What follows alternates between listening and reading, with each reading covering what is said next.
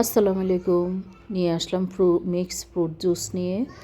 এখানে আমি ফলগুলো ধুয়ে কেটে নিলাম, আর যেগুলো আমি গোটা যেই জারের মধ্যে দিব, মালটা, আপেল, আঙ্গুর আর তরমুজ দিব। এখানে আমি কিছুটা ফল আমি গোটা রাখছি, ওগুলা গোটায় আমার পানি দিয়ে রেখে দিব।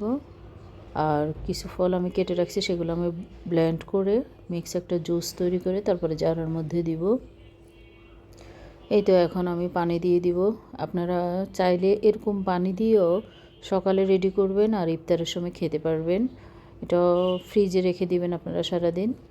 এটাও আপনার শরীরের জন্য অনেক ভালো হবে। এটাতে আপনি শসা বা বিটরুট কেটেও দিতে পারেন। আমার বাচ্চারা এটা পছন্দ করে না, তাই এটা দিই নাই।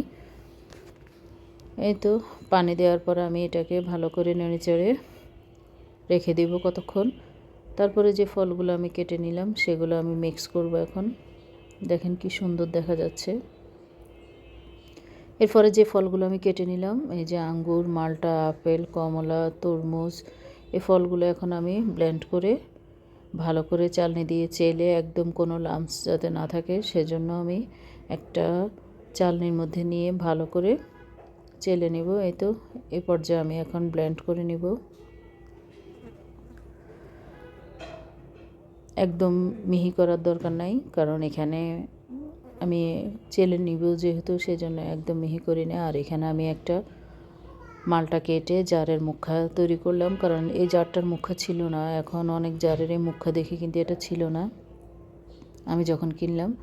এই তো মিক্স যে জুসটা করলাম সেটাই এখন জারের মধ্যে দিয়ে দিব। অর্ধেকটা দিলাম আমি, পুরোটা আমার জারের মধ্যে হয় নাই। পরে আবার আমি এটা হয়তো বা অন্য একটা জারে মিক্স করে নিব। আর এখানে আমি ব্রাউন সুগার দিয়ে দিলাম 2-4 চামচের, কারণ মিষ্টিটা একটু কম হলেও ভালো।